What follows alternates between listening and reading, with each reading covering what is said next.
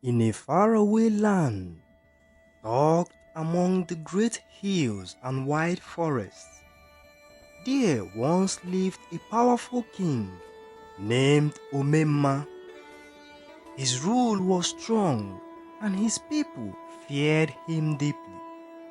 Whenever an ordinary villager came before the king, they would bow low and shout, "May the king live forever." It was a greeting that echoed through the land, and nobody dared question it. But there was one man in the village who refused to greet the king in such a manner. His name was Chinonso, which means God is near. Every time he stood before King Omenma, he would shout, "There is no king like God." His words were bold, and his heart was firm. The people whispered, "Who does he think he is to speak so boldly before the king?" The more Chinonso repeated this phrase, the more the king's anger grew.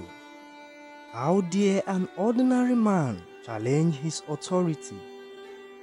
The king was the most powerful ruler in all the land, and no one, not even a common villager, could speak against him without consequence. One day, King Omenma decided he would deal with Chinonso once and for all. He called for him to come to the palace, and when Chinonso arrived, the king gave him 2 silver rings. "Take these rings," the king said with a cold smile. "They are yours to keep." But in his heart, the king had already devised a plan to destroy the man who had dared to insult him. Chinonso took the rings, unaware of the king's true intentions. He placed the rings inside a dried ram's horn, a symbol of strength, and handed it to his wife, Ngozi, to keep safe. A week later, the king summoned Chinonso and sent him on a long journey to a distant village, where he was to tell the people to come and help build the city walls. As soon as Chinonso was out of the village, King Omenma called for his wife, Ngozi. He offered her 1,000 cowries, an enormous sum for a simple village woman, if she would give him the rings her husband had entrusted to her. Tempted by greed and the king's offer, Ngozi agreed. She handed the king the ram's horn, and when the king opened it, he found the 2 silver rings inside. With a wicked smile, the king placed the rings back into the horn.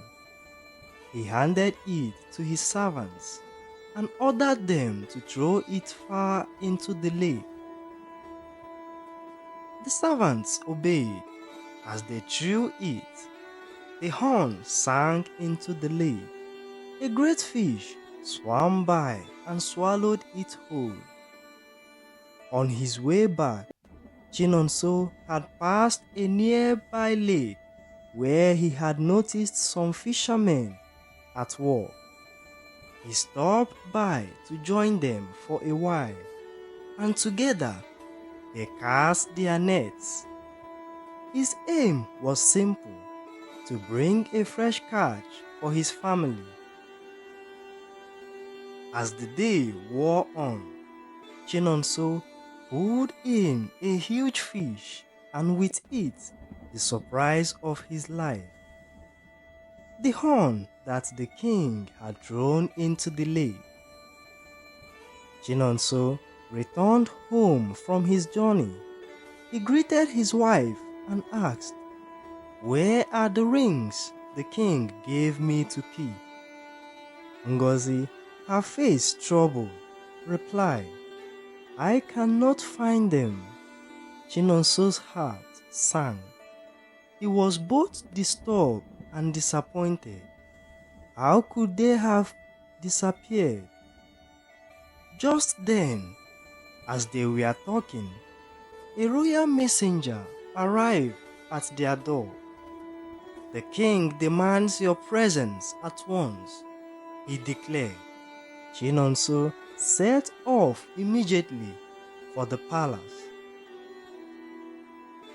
But before he could leave, his son Ugochukwu called to him, "Papa, look, I have been cleaning this fish and something hard struck my knife."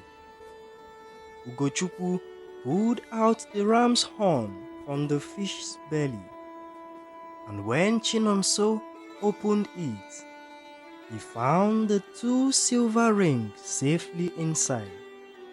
With a joyful heart, Chinonso said aloud, "Truly, there is no king like God."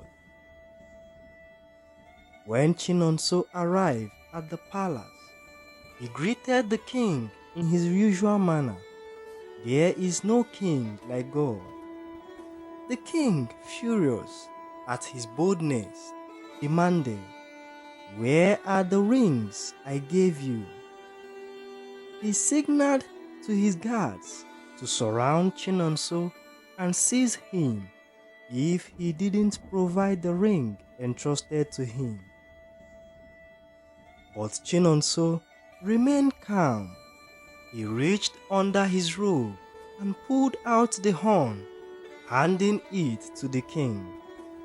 The king opened the horn and found the 2 rings, just as they had been before. The king was stunned, and he whispered to himself, "How could this man have found the rings after they had been thrown into the lake?" His mind began to churn. Could it be true? Could it be that the man's words, "There is no king like God," were right all along? The king stood there, silent for a moment, before speaking aloud. "Indeed, there is no king like God." The elders, who had been watching in silence, shouted in agreement. They, too, saw the truth in the king's words. The king, humbled by the power of Chinonso's faith and wisdom, made a surprising decision. He divided his city in 2 and gave half of it to Chinonso to rule. From that day on, the 2 men ruled together, not as master and servant, but as equals, each one knowing that true power comes not from earthly thrones, but from a higher source. The villagers who had once feared the king now respected both him and Chinonso. They learned a valuable lesson that no earthly king is greater than the King of Kings, and that true power lies in humility, faith, and wisdom. In the land where wisdom grows, the truth in every heart it shows. No earthly king can take God's place, for He alone gives strength and grace. With hearts of kindness, rule we must. In God alone our hearts we trust, for in His will our lives are found, and with His love we are truly crowned. The story teaches us that no earthly king or ruler is greater than the King of Kings.